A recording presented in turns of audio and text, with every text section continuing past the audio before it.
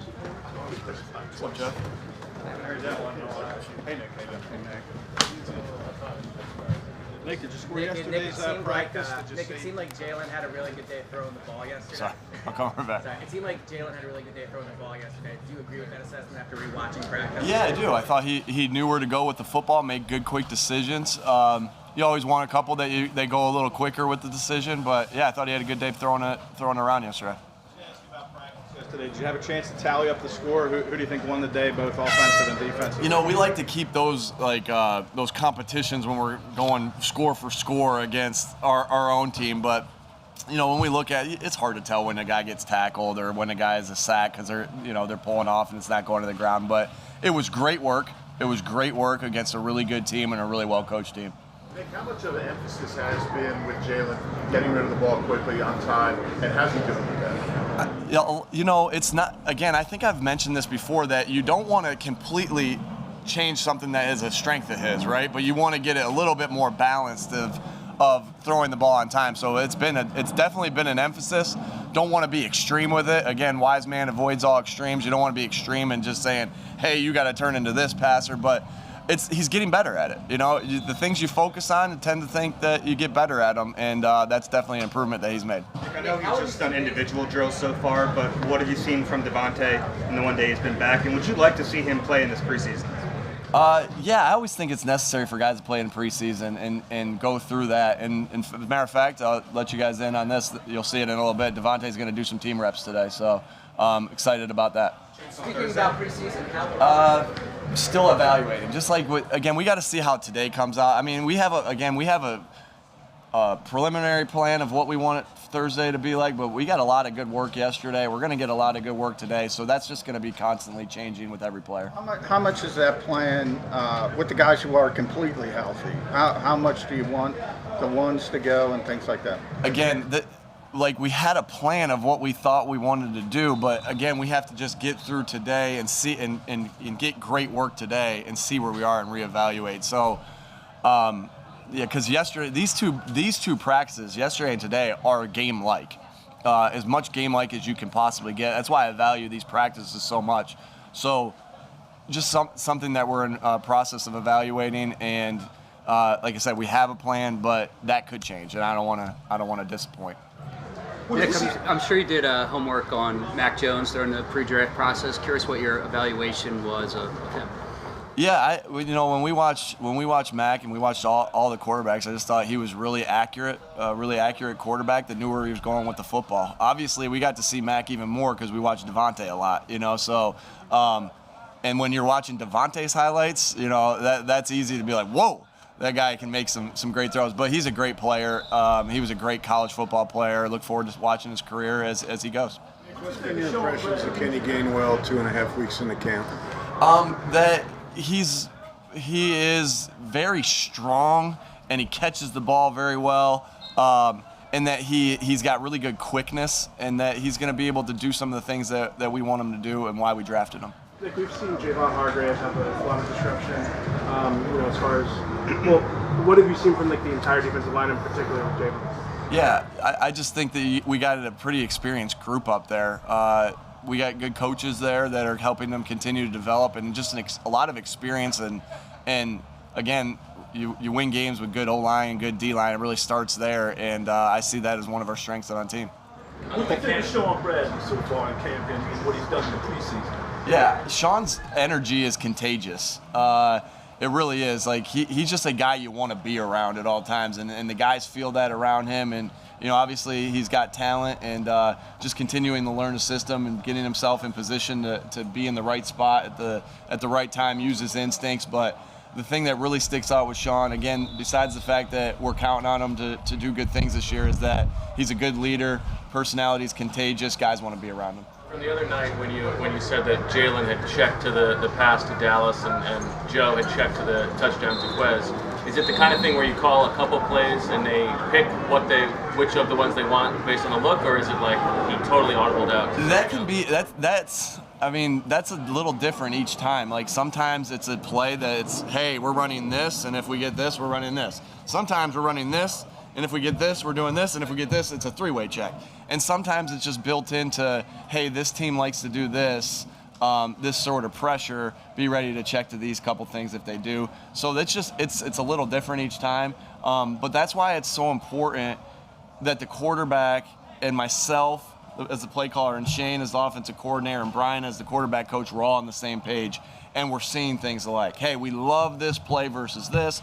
We hate this play versus this. We got to be ready to adjust. We may call. We're not going to bat 1,000 as coaches, right? Like the defense coaches get paid too. So hey, here's what we like it against. Here's what we don't like it against. Be ready to get out of those plays if we don't like it against something. You spoke last week about preserving the mystery, if you will, in the preseason games with your schemes. Does that apply in these practices as well? And getting ahead of myself, next week with the Jets, because you play them, do you treat those practices differently than this week? I think these are a little different. There's only two teams that see this, right? Ourselves and the Patriots, or ourselves and the Jets. So, and we're very professional with them, and they're professional with us, knowing that we want to continue this relationship with both the Jets and the Patriots. So whatever happens in Vegas stays in Vegas, right? So whatever happens on these practice fields stays here, and so we're able to do a little bit more than what we would do in a preseason game at this particular point, because not all 32 teams get to see it. What's your philosophy on hurry up and tempo? Is that something that you would like to favor a fair amount? Obviously not in too many situations. And also, how do you think that plays to Jalen's skill set when I guess you're giving him a couple plays on each down? Is that correct? At times, yeah. So he can make the calls. We've always had that. Again, it is to our advantage that nobody really knows what we're doing. All right, on game when we go in there and we step into Atlanta, game one.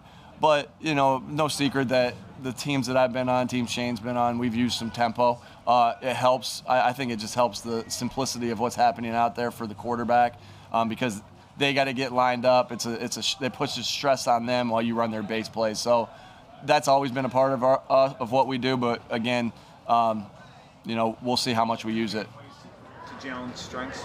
I think it plays to any quarterback's strengths, because I think what it does is instead of the defense being able to, get their perfect scheme on or whatever, they got to stay pretty base because they got to get lined up. So when we're going to the line of scrimmage, the defense coordinator has to get a call in quick, and it forces them to be pretty simplistic. Jalen Reagor and Quez Watkins had really productive sessions. Look to us yesterday. Yeah. When you started this process, you talked about improvement every day. How much of improvement have you seen from those young receivers? Yeah, I really like the development that's happened. I think the really thing that with Jalen Reagor yesterday, what I was really impressed with, it was particularly his one-on-ones. Yeah, I thought he had a good day altogether, but his one-on-ones now were special, and he was starting to use some techniques that we want him to see, because we all know that he has phenomenal athleticism, right? And so it was like, can we put, and this is with every player, like you made it this far because you're a heck of a football player. Can you put that football ability and your athleticism, and then can you combine fundamentals and technique with it? And that's when you reach your ceiling. And so what I saw Jalen do yesterday in those one-on-ones was really, he was great off the line of scrimmage of how he was moving a guy. He was good at the top of the route. He finished with the catch. So he just had a good feel of how to attack guys yesterday. And so I really see him growing. Really credit to Aaron Moorhead and Kevin Petullo, who's really helped. Great to have Eddie Royal here too, working with our guys. Eddie is doing an internship with us. He was a great football player for our Charger teams, and had a lot of success. And I always thought he was really savvy of a football player. So I know he's able to add his knowledge there as well. Nick, to follow up on Zach's question, you guys play the Jets in the regular season. With the Patriots, how different is this set of practices from that? Well, the difference is that they're going to have 13 games on us before we go play them. So that was a discussion, and we talked about that. Coach Sala and I talked about that and said, hey, we want to do this, but if we play too early in the season, it doesn't make sense. When the schedule came out and it was week 13, for us to go back, and maybe we will go back and watch the tape, and maybe they will go back and watch the tape, but you're kind of who you are at that time, and they got a lot of other film to watch. So that's why we're not as concerned about that. Hopefully I answered your question. Nick, what have you found out about yourself in terms of being a head coach and asserting your authority? Are you the type that you'll listen to others and then before making a decision, or are there certain things that you feel strongly about, and do you think that your personality makes you open to being accepting of other people? I think there's no clear-cut answer there. Like to me, it's always a group decision initially, but my job as the head coach is. It's always a group decision, but my job as the head coach is to hear all the different parties at play and be able to make the decision that I think is best for the team and our football team. I think some of the offensive staff would argue with you sometimes. That they would say, well, Nick's he's set on this play or how we're doing this play, and I can't turn him there. So there's some, and that's some things with coaching. Like there's philosophies that I have, like that I don't want to say they're deal breakers, but they're like that I feel strong conviction on. And when I have a strong conviction on something, it's going to be hard to change my mind. That both as a leader and as an offensive coach. Other departments you've mentioned in terms of dealing with medical that you just kind of allow them to make, and yeah, I think personnel, that's taken a little out of context. What you're saying is just let them do it. Again, they're the experts at it. I listen to them, and I listen to everybody's ability to tell me and give me their expertise. But at the end of the day, I still have to make the decision what I feel is best for the football team. Following up on Miles Sanders, you held him back the other night, obviously. Is that because of the position he plays, and are you learning more about him now that you have him? Say that, I'm sorry, Zach. Is that because of the position he plays? I'd say the full question again, I'm sorry. In holding Miles Sanders back, is that because running backs, the position he plays is a high contact position, and are you learning more about him than you knew going into camp? Yeah. It was the decision we made that we felt was best for the team before that game. We didn't feel like he needed to get, I think a little bit, the position. Like that's just been an experience with me with that position that we didn't feel like that's a high volume position that takes a lot of hits, and we just felt like he didn't need to do that last week. Again, we're reevaluating this week to see if we should do that, but he's getting a lot of good work here today and yesterday, and pleased with him and everything that he's done so far in camp. Couple more. Nick, you spoke about your admiration for Bill Belichick.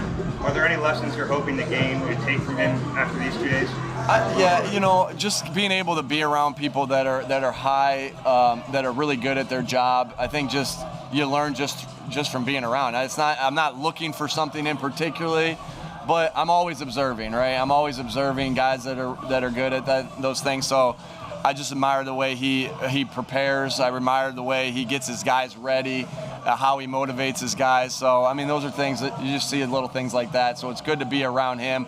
Most of my attention, obviously, it better be, right, is on our football team. But, again, you still get to learn from guys that you're around. Still have three or four more cuts to make by 4 o'clock today. How challenging at this early stage of camp is it to do that, and have any decisions been made as far as? Yeah, again, we're using today to help us because it's hard, right? I mean, these guys have been here with the guys that we're going to have to end up cutting, which we don't know essentially exactly who they are yet. We're going to go through practice again today, but it's hard because they've bled and they've sweated and they've done all these things. As a team, and then it's the bad part of the business. You got to let the guys go. Like we got to let 4 guys go today, and then in a couple weeks, we got to let I don't know exactly a number. 20? And it keeps going down. It's hard. It's hard because you get close to guys. That's our very first core value is connecting, and so that's just not with players 1, 2, 3, and 4. That's not just with your quarterback. That's just not with your safety. That's getting everybody lined up. That's with everybody, and so that's what makes it hard. But everybody that we do end up letting go, I make sure that they understand that to stay in shape, they know the system, and that they've contributed to the culture that we have and the practice habits that we have and where we are at this point. I'm sorry. Do you meet with every player when you release them? Yeah, I think that's my job as the head coach to make sure, and I owe that to every guy, to talk to them and be able to give them feedback to help develop their career. Yeah. Thanks, guys.